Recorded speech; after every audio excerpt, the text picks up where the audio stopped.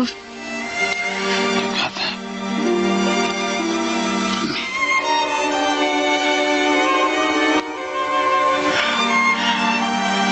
I know. I truly feel that. That's why I want to get right away from here before the past overwhelms me completely.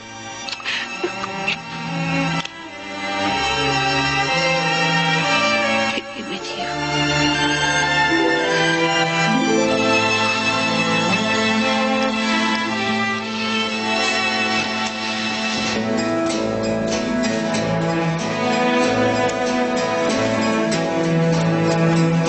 I want to go right away. You will come with me to talk to Gordon, won't you? You know what a temper he has.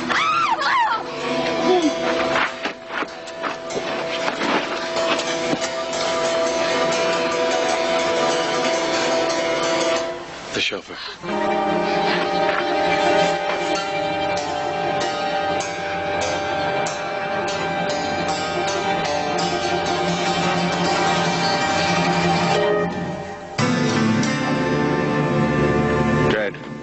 Struck down by divine wrath. A remarkable theory, Lord Easterfield. Well, the Lord moves in mysterious ways, you know. Does he indeed, sir? Well, how can you doubt it? Rivers abuses me, and what happens? Where is he now? Gordon, please come into the house with me. The word according to Easterfield. Yes. He's a riot, isn't he? Almost as funny as I am. It's too bad Rivers isn't alive to enjoy it. Oh, I take you quite serious now, sir. Quite serious indeed. Except on one point. Ellsworthy is not your man.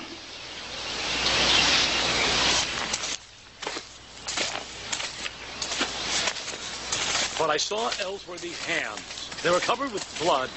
Ah. It was you who broke into his shop last night. I expect he'll be lodging a complaint against you once his hand clears up. He, cut it, you know, changing a tire. Outside the, Witch's Head Inn. Plenty of witnesses to it. Then Ellsworthy couldn't have done it. This might be interesting to you, by the way. The CID tell me that the car that killed Miss Fullerton has now been identified. It was a large maroon car, chauffeur-driven. A man in the crowd phoned last night and gave the license number.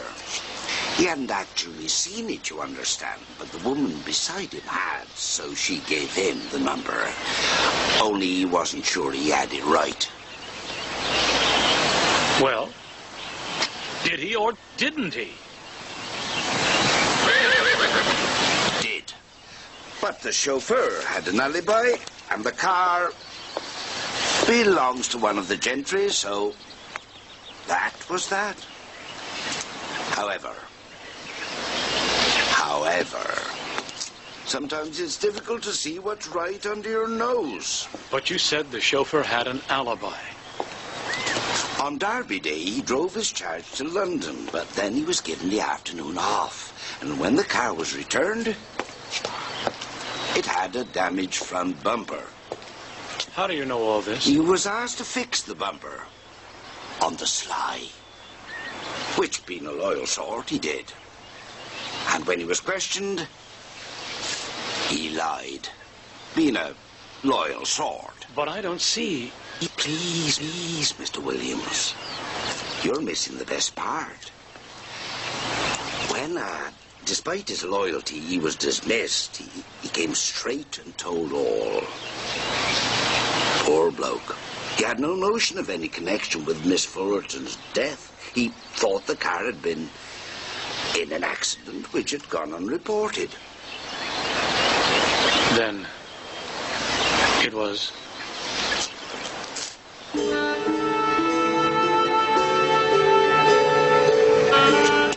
Be at the station at midday.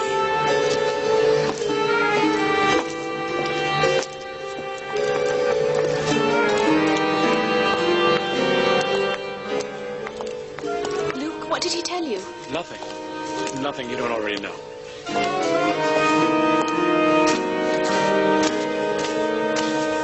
believe I didn't really know. Not for certain. I kept hoping it wasn't Gordon. But it is. Why did you listen to your family? Why didn't you just marry him anyway? No, you don't understand. I would have defied them. I would have defied the world. Oh, it all sounds so absurd. You see, I had a little pet canary, Moonlight, and Gordon couldn't bear it somehow that I could love anything else, even a little bird. And one day, he just snatched him away from me and wrung his neck right before my eyes. And that was when you broke off the engagement. I could never forget how he seemed to enjoy it. But the years passed, and I never saw him do anything like that again. Oh, he was always hot-tempered and proud, but then these accidents began happening. And he began to talk about divine justice and retribution. He raved on and on to me about how people had to be punished for their sins against him.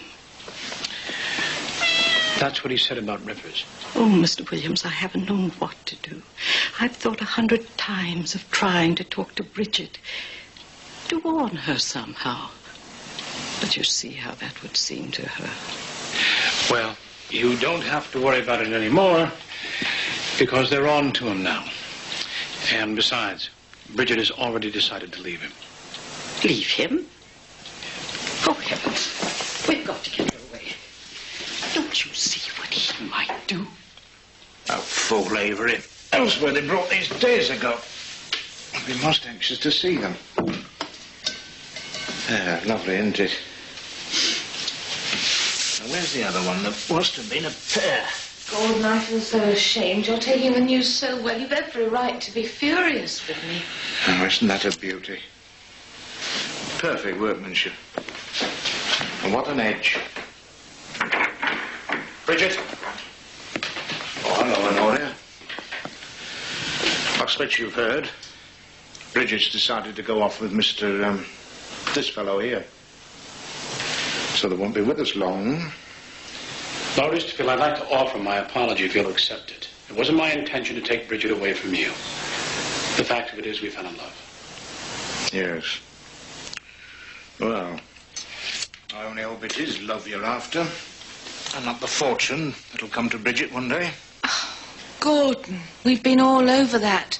I don't want your money. It's not your decision, Bridget. Oh, I know how they all sneer at me. Claim that I only prospered at your father's expense, and I'll not have it.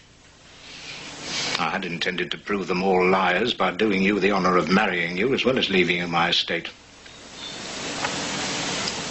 Come to that, my dear. May not be a problem anyway, since no doubt I'll outlive you. Both of you.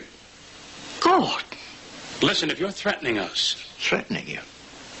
How absurd. It's nothing to do with me, you know. I'm only the instrument of a higher power. Gordon, please don't start. It's happened every time. That wretched Pierce boy, Lydia, Carter, Humbleby, Amy, Rivers, all my enemies, cast down and exterminated. But you understand, don't you, Honoria? Of course, Gordon. Of course I understand. And I'm certain you're right. But you know, Gordon, dear, you've let yourself get upset. Upset? Oh, nonsense. I'm feeling perfectly fit. It's amazing, isn't it? They all die. Come on, let's get out of here. I'll just get my bag and go home. Well, what are you going to do? Let him go on killing people? You can't protect him anymore. Gordon is childish, and he's pompous, and he certainly has a temper. But Luke, deep down, he is harmless. I promise you the man wouldn't hurt a fly. Oh, yeah? Well, he sure as hell would choke a canary. A canary? That's why Miss Wainfleet broke off their engagement. He killed her canary. She said that? Miss Wainfleet said that? Yes, she said that. And then there's also the car. Not that you didn't suspect that already. What about the car? Bridget, he ran down Miss Fullerton in the rolls. I don't believe that. A woman in the crowd saw the license number. I'm sorry. I don't mean to be rough with you. Look, I have to get to Constable Reed's office. The constable already knows about Gordon? Yes. Now, are you coming with me? Well, I need a little time to pull myself together.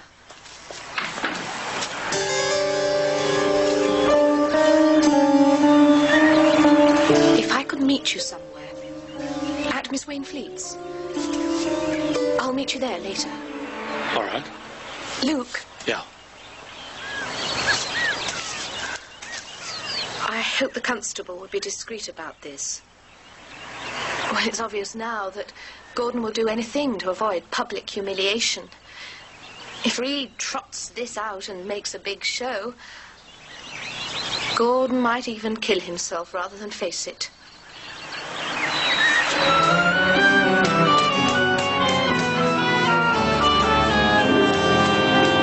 I can hardly believe it. Gordon, a murderer. I felt certain too. But now that I've had time to reflect more calmly, well, do think just for a moment how cleverly it was all done. And whatever our feelings for Gordon, let us admit that he does not have the kind of devious intelligence it must have taken to manage all those murders. But it's pretty straightforward, isn't it? Take Carrie Carter. He did laugh at Gordon, and in public, too. And shortly afterwards, he's drowned. And Tommy's case was similar. And Paul Rivers killed at the ferry gate's rather obvious. Perhaps too obvious. Almost perhaps as if a very cunning person were trying to make it seem that a less cunning person had done it. Why, Bridget, what's the matter? Nothing, I'm fine. Oh, dear, I've upset you.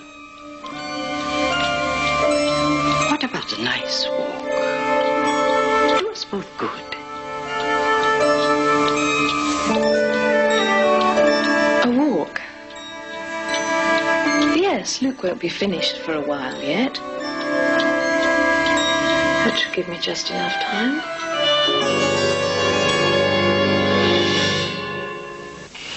Lord Easterfield looks guilty, all right. But then perhaps that's precisely what someone is after. Someone will find it profitable to get Lord Easterfield out of the way, even to see him dead. If there were such